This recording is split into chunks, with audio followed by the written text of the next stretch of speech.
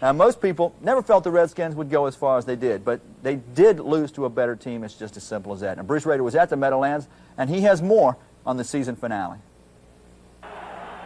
Well, obviously a very wild day here at Giant Stadium in the Meadowlands. As you can see behind me, the swirling wind. This wind was a very big part of this NFC Championship game. You want to pick the most important play? Well, perhaps it was the coin flip just before the game. The Giants won that flip, but instead of taking the ball, they decided to take the win. And with the help of that win, they jumped out to a 10-0 first quarter lead. That was absolutely, that was the biggest factor. You had to get points when you had to win. They came out and did that early, and that's all they needed. And it really was. It was the key to the game. When we had the wind to our backs early in the game, I was really hoping that we could get some points on the board. And, the field goal got us started, and that made everybody feel pretty good. But when we got the touchdown, that was really a big touchdown. And then the score to make it 17-0 going into the win.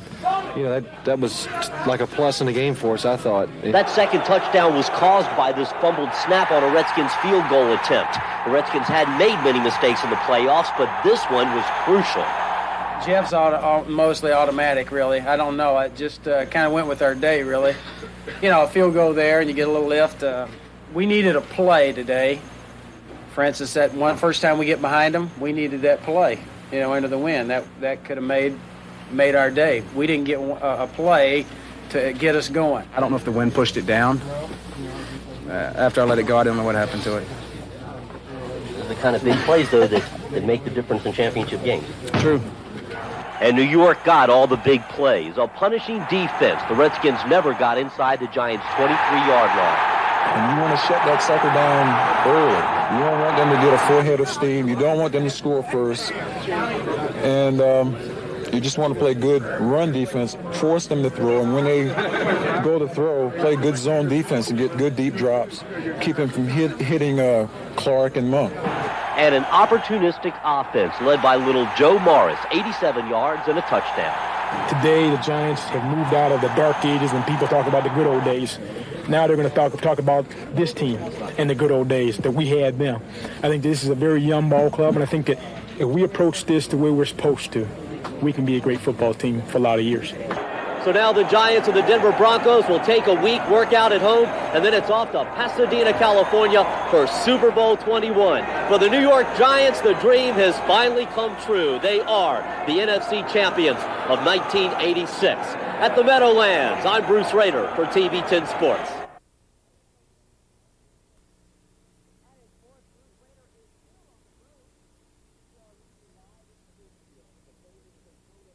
You are looking live at the infield at the famous Daytona International Speedway. The preliminaries are over. The folks in the infield are settling in for the night. They're having campfires. We've got a lot of local people here from the Hampton Roads area. And now all we have to do is sit back and wait for tomorrow's Daytona 500.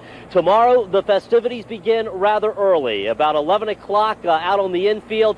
The balloons will start flying. They will be released into the air. And throughout America, millions will watch the premier NASCAR event of the season. Last year, Jeff Bodine in the number 5 car upset the favorite Bill Elliott to take the first place prize. Can he do it again, or will it be Darrell Waltrip, Dale Earnhardt, or could a rookie pull it off like young Donnie Allison, son of Bobby? He's been running very well here this week. Anything can happen, and usually does, here at Daytona. Today, the Grand National Race. They call it the Goodies 300.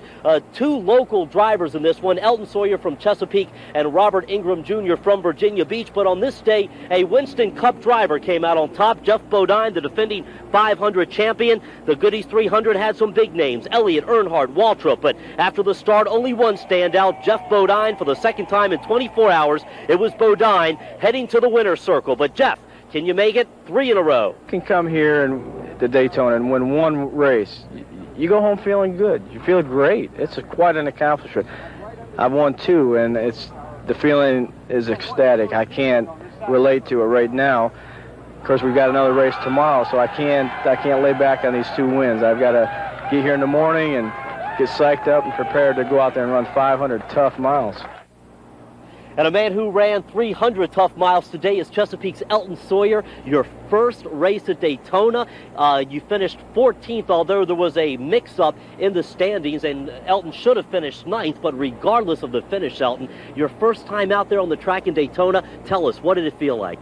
Well, Bruce, I tell you, it was an ultimate feeling for us to have our Bill Lewis Chevrolet running as well as it ran all day long. And as you say, we felt like we had a 9th place car, or maybe a little better, but an inexperienced driver and a couple minor mess-ups in the pit today cost us a better finish. But all in all, you know, our first time to Daytona and get the opportunity to run 300 miles here, it's just great, and it's a great feeling to be able to go away from here in one piece.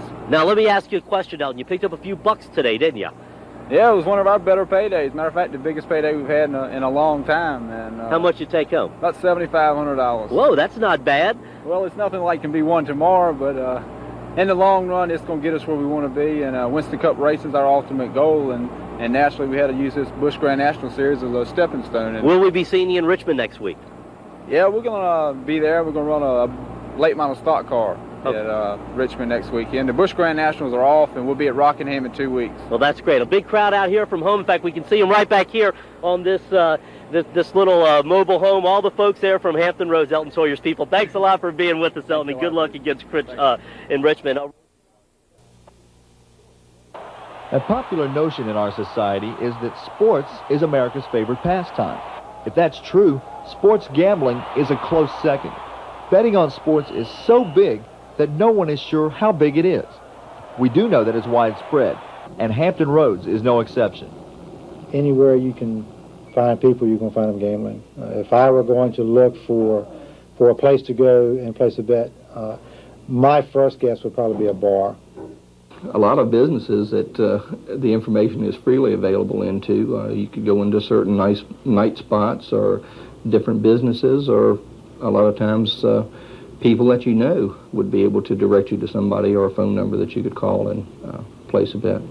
A lot more than I think people want to accept, because it is out there, and there's a lot of money being wagered and a lot of money being lost. Oh yeah, everybody likes to bet. Your good accounts are your professional people, your lawyers, your stockbrokers, your dentists, doctors. They all like to bet. They've got the money. Sports gambling takes place in all of the cities that make up Hampton Roads, but police say it's most popular in Virginia Beach and Newport News. In addition to bars and other night spots, car dealerships and construction sites are popular venues for wagering on sports. But who is it that bets on sports? Everybody. I think it would come from all walks of life. You would have, your very wealthy gamble, your middle-class working man gambles, people on the street, just people that hang out gamble.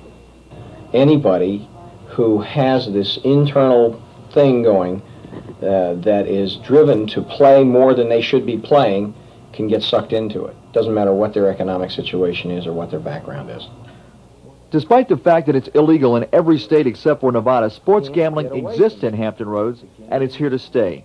It may be something as innocent as an office pool or a $5 bet with a friend, but it may not be so simple. Often, it involves much more money and creates a multitude of problems. Bookies are what make it happen, and tomorrow night, we'll meet a Hampton Roads bookie as we continue our series on sports gambling. John Castleberry, TV 10 Sports. By organized, I'm talking about organized crime. That's...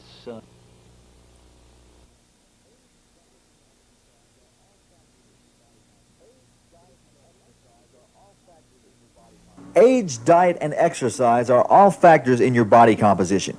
But if you don't like how you look, how do you change it? Starvation techniques are not the answer, and exercise alone won't do it. A combination of the two is the best approach. It's much more desirable if you lose excess body fat through a cardio conditioning program, or increase or maintain your lean body mass through a weight resistance program. If you don't belong to the spa or the local health club, you can still achieve your goals. Anything cardiovascular, and like I said, I recommend 20 to 30 minutes every other day or 3 times a week, as long as you've been taught or you've been supervised correctly so that you don't take a chance of hurting yourself. And then combine that with a diet of a reduced caloric intake, of pretty much a well-balanced diet. That completes our segment on body composition. Next week, we begin talking about strength and how you can become stronger. John Castleberry, TV 10 Sports.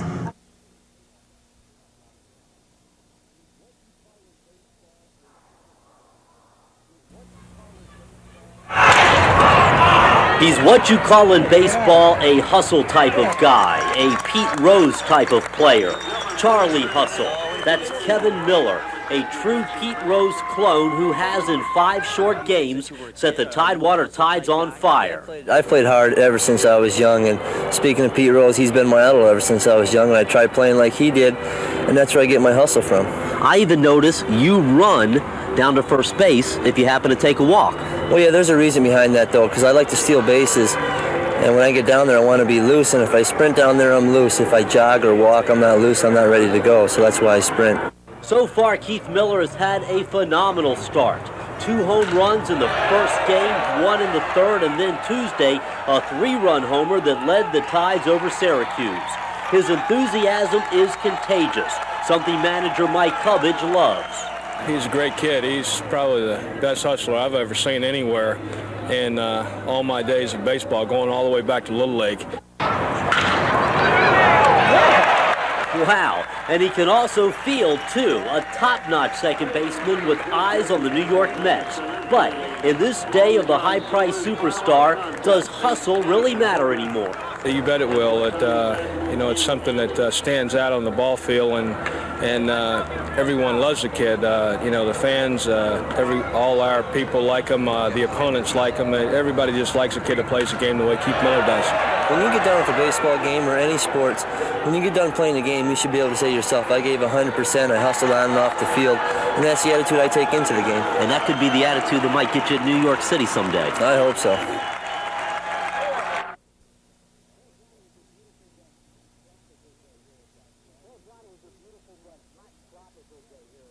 Well, John, it was a beautiful but hot tropical day here in South Florida, but as you can see, there was no time for play as the 16 teams, both international and national, prepare for Sunday's start of the 1987 World 1000. It was one of those typical hot tropical days in Fort Lauderdale, but it meant nothing to the 16 teams, both international and national, that are putting their boats together for Sunday's start. Now, for the first time in the race's 12-year history, there are virtually no restrictions, and this has opened the way for some new radical Hobie Cat designs. It's a rack, is what I call it. It counterbalances the extra sail power. You put bigger sails, travel out or away from the boat to have the leverage to hold the boat down, and you go faster. Once again, the world lineup includes some of the top sailors in the world. Among them, Olympic champion Randy Smythe from Huntington Beach, California. Smythe has won just about every small sailing championship in the world, including the 1985 World 1000. Mike Worrell, the race organizer, has allowed the rules to extend the boats wider and wider, and as the boats get wider, they get more stability. With more stability, you can put on bigger and bigger sails, try to break the record.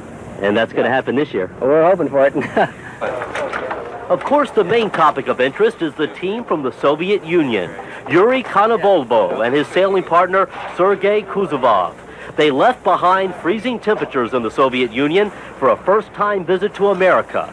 They are here to take on the best in the world. В парусном спорте, типа вот есть американский гонщик Randy Smythe. Because right now, American sailors are some of the best in the world, and he knew very well that some of the strongest American sailors, for example, Randy Smythe, would be partaking in this competition, and he hoped to be able to come here and learn something from Americans too. So tomorrow, final preparations here on the shore. We're going to talk with some local Hampton Road sailors like Al Etheridge from Virginia Beach as our World 1000 coverage continues. Here in Fort Lauderdale, Florida, I'm Bruce Rader for TV 10 Sports.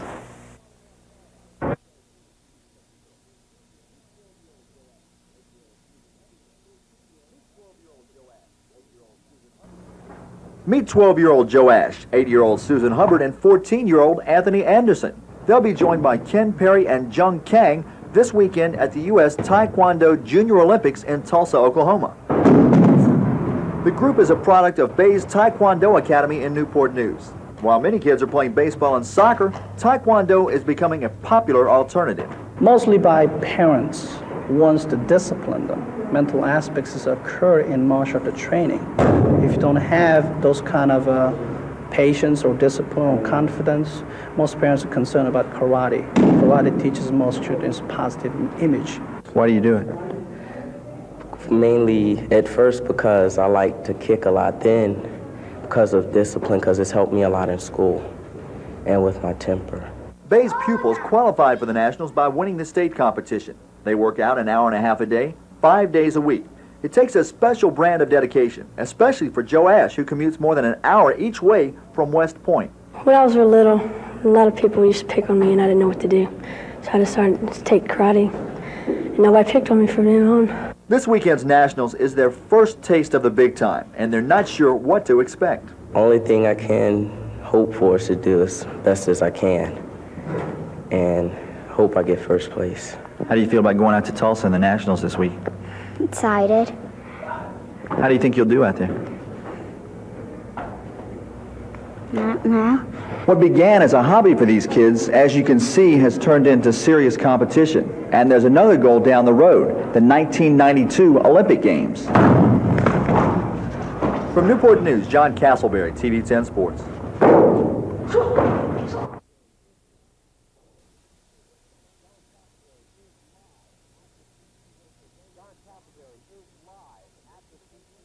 John Castleberry is live at the Sweet Pea Whitaker weigh-in. John, is Sweet Pea going to have any trouble making the weight limit? He certainly doesn't look like it, Bruce. Sweet Pea, you're standing right here. You look like you're fit. How do you feel? Great. I can't wait. How about the rumor that you may be having some trouble making the weight? What rumor? Is that a rumor? That's what I heard. That's what Bruce heard. What's the story? Not in my 15 years. I've always been able to make weight. All right, I'm underweight, matter of fact. You're fit, you're ready. What does this fight mean to you? This is it. I mean, it's tomorrow. People just got to come out and see it. It's tomorrow evening, and I've been holding on now, and it's time to let it loose. You take Santana, you go on for the title, right? Well, we take Santana first. All right, let's step on the scales now and see what the story's going to be here. This is the real way.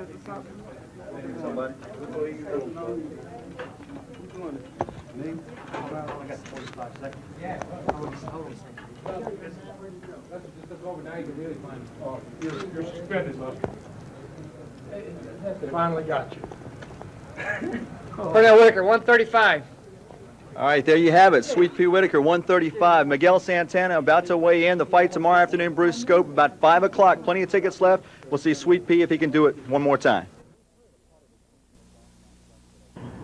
Bruce, we're at a part of the Kingsmill Golf Complex that a lot of people don't even know exists. You don't see it on TV, and if you just follow the outside of the golf course at Kingsmill, you won't find it. But nestled inside the back nine is a very unique community, most commonly known as the practice tee. Each day, the pros beat out hundreds of golf balls in search of that swing that will hit the ball straight off the tee and close to the hole from the fairway. But this is more than just a practice area. It's also a chance for golf manufacturers to showcase their products. Golf nowadays has gotten so technical. It's like playing with a wrong pair of shoes on if you don't have the right shaft in your golf clubs. We go to 36 tournaments, average 16 hours a day when we're out here 5 days a week. How many players are you talking about servicing? Approximately 60, 70 a week. I mean, they're quite a bit. They've come out with, TaylorMade's come out with so many new clubs, new shafts, and so I try out a lot of them about every week. I'm trying out a new one now. Keith's over there trying to get where it'll go straight. Just that there's so many good clubs on the market now, and the game's changing so much, equipment's getting so much better that you got to change with the times. And this week, something special, a chance for junior golfers in the area to learn how to swing the golf club. We're trying to give the junior golfers of Virginia an on-hand experience as far as gripping, stance, and swinging the golf club. At a tournament site, it's the first time that it's ever been done. From the Anheuser-Busch Golf Classic in Kings Mill, John Castleberry, TV 10 Sports.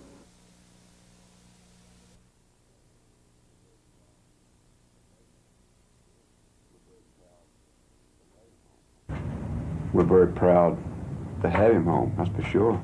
I mean, he's gone through quite an ordeal. We're very lucky to have him alive. I feel great. It's great to be back home, seeing all my family and friends again, and being walking around here in Virginia again. Late last year, Terry Allen, or as he is better known, Magnum TA, was at the top of pro wrestling. But a car accident left him paralyzed from the neck down. Ahead, was the biggest battle of his life. Well, 9 months ago, they gave me a 1,000,000-to-1 shot of being a quadriplegic the rest of my life, and I wasn't too happy with those odds. So obviously, I've overcome a lot of things and a lot of turmoil, but it's been a lot of hard work, and I've still got a long way to go. But I feel real good about what I've done so far. Terry Allen spent the day visiting old friends, and he even took the time to stop by his Virginia Beach dentist office for a long overdue checkup. But he also took the time to reflect on the tremendous support he's received from his fans all across the nation. It was rather overwhelming, especially in the beginning. When I got home, I sorted through letters, and I had some 60,000 letters at my home. And it was just, it was a very warm feeling to know that many people genuinely cared about my well-being. The 28-year-old Allen works on his rehabilitation 3 hours a day, 5 days a week. His right arm and leg are still very weak. However, he makes progress every day, both physical and mental. I've learned a great deal about the self-discipline and patience it takes to overcome very frustrating odds. And when you have doctors and experts and these so-called experts in the field telling you something about your body that you're just unable to accept, telling you that it's never going to work again the way it used to, it takes a great deal of mental concentration to overcome these things. And you got to say your prayers and you got to believe in the man upstairs, but you got to do the work yourself. And it's been the most trying ordeal I've ever been through. Allen's goal is to wrestle again.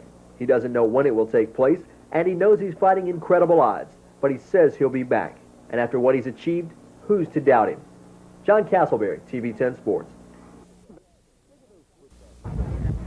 Wait a minute. Look at those football players over there. Eric Yarber, 5'8", 160 pounds. Derek Holloway, 5'7". Clarence Verdon, 5'8". These are football players in the NFL. If I go somewhere else to make an appearance or something, and little kids, they be like, where is he? And all of a sudden, oh, you don't play football? Then all of a sudden they see me on TV, then they realize. Well, they say, oh, what type of work you do? I say, I work for the Redskins. Then they say, accountant or something? I said, no, I'm a football player, and that happens often, but you're an inspiration to little guys, or the little kids that's growing up, so that helps out a lot. In the past, what has always been the land of the Giants, more and more becomes the land of the Smurfs. Small, quick athletes who can run back kickoffs, catch bombs, and confuse those big, bulky defenders. Let's not have a misnomer here. These small guys are stout. They're strong. You can't play out there being just a little guy. You've got to have some muscle, and you've got to have some strength to be able to ward the bigger cornerback off and still use your quickness. But wait a minute, don't you big guys feel bad about popping those poor little midgets? No, I feel like if they're out there, they're tough enough to take it. So, hey, I got guys, Joe Jacoby, he almost 100 pounds. Yeah. It's the same difference. And they keep on coming. There are 11 Redskins on the roster right now, 5'9" and under, including All-Pro Gary Clark. You have your doubts sometimes, like even the bigger guys had a doubt, but it was a lifelong dream, and finally it came true. From Redskins training camp in Carlisle, Pennsylvania, I'm Bruce Rader for TV 10 Sports.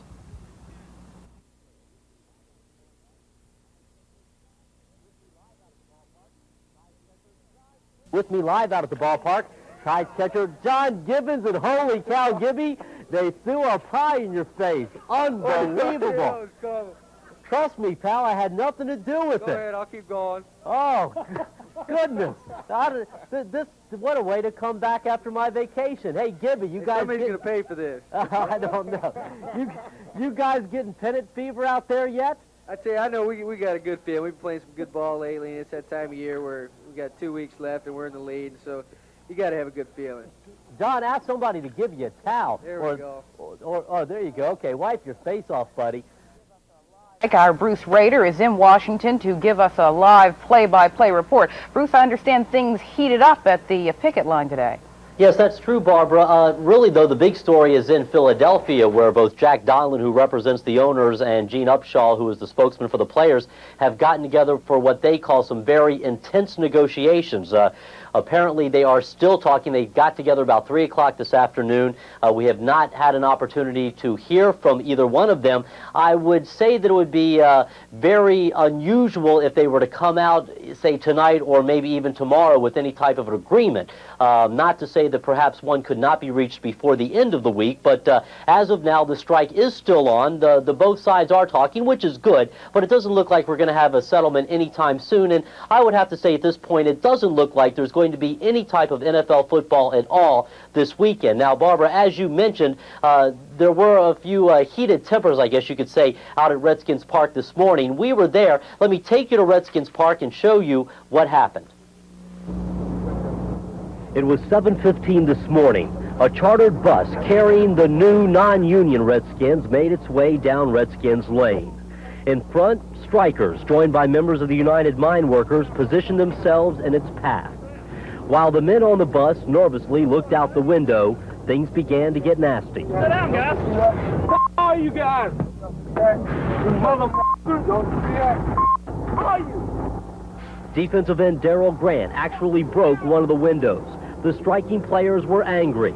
The non-union additions, as they headed for the locker room, tried to hide. It was all beginning to sink in. When I saw the bus, I guess I was hurt to really see that it was happening. Players were coming off the bus, and players that you saw in training camp were here. It was a hurting feeling. You know, you want to stop them. The initial response is to attack back at people when you're doing something against what you believe. You know, it's no surprise. They snuck the bus in early before we only had 4 or 5 guys here, and some mine workers that had come down to pick it with us, and they snuck it in early to avoid anything, and, you know, what happened happened. As the day went on, more union players showed up, the picket line got longer, and as you can see, things turned into pretty much a media event. But it would not be a media event for the new players, as Coach Joe Gibbs summoned the members of the television, radio, and newspapers together to tell them that the practices would be closed. The new players would be off limits. I think right now it's a tough time for everybody, so hopefully what we're going to do is try and get them by themselves so that they can spend their time. And I think some of them right now, obviously, I don't think they want to be, you know, photographed or out in the open and everything right now. So I think so we're going to honor that and see if we can concentrate a little bit on football. So while negotiations went on in Philadelphia, Union Redskin players walked the picket line while the non-union ones worked out on the field. Do the fans really understand what's going on? Charles Mann says he doubts it.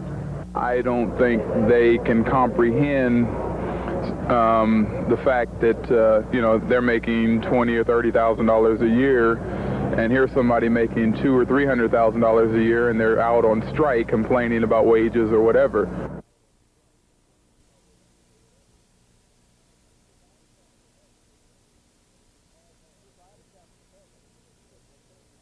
Bruce, I understand the details of this have just been changing all day. Are they still changing? Yes, Terry, very much so. In fact, every moment it seems. But it's official now. The NFL strike is finally over, and it appears that the owners have won. The players have gone back to work without a contract agreement. Less than an hour ago here, Players Union Rep Gene Upshaw told reporters that the striking players were returning and that the players had filed suit in court today, challenging the reserve system, the college draft, and the players' contract. Now, we still aren't sure at this time if the Redskins and other players who reported today will be able to play this weekend. We could get an answer from the Owners Management Council within the next few hours.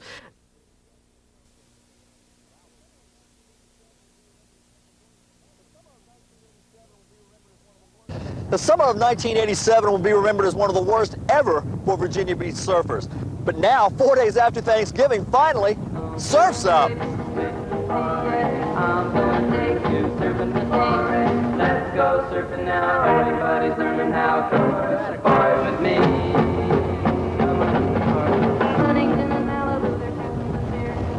After a long summer, is this totally awesome or what?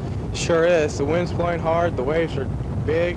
After a flat summer, it's heaven out here. What's it like out there? Smoking. Unreal. The waiting's finally over with. On top of the world. Don't be afraid to try the greatest sport around. Get your way. From the shore, it's chilly.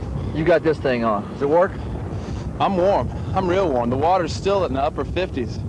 Wait till it gets in the lower 30s. That's when you separate the men from the boys. And thanks to the low-pressure systems and winds out of the northeast, surfing should be good all week. From Croatan, John Castleberry, TV 10 Sports.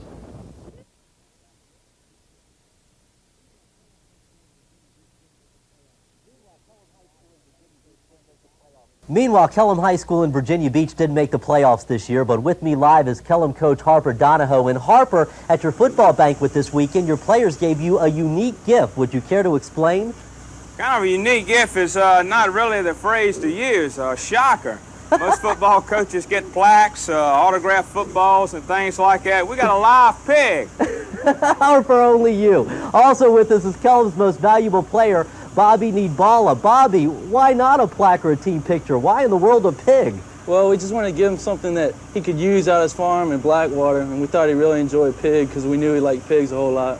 Now, Harper, I know you, and I can just see next football season at some time when you've got a big game, say against First Colonial or maybe Kempsville, I can just see you greasing up that pig and maybe letting it loose in the opponent's locker room. I might do that, but we'll have to stand guard on it. We don't want it to get captured by those First Colonial people at all. Like those, like the Navy goat. Hey, have you decided on a name for the pig? Yeah, we're gonna call him Rusty. We've got a pony named Rusty and a dog named Rusty. So to make it a lot easier at feeding time, just to name them all the same thing. So you yell Rusty, and you got all the farm animals coming right to you. Start a stampede. Well, only at Kellam. Thanks, guys, and I can only imagine what you'll be getting for Christmas, Harper.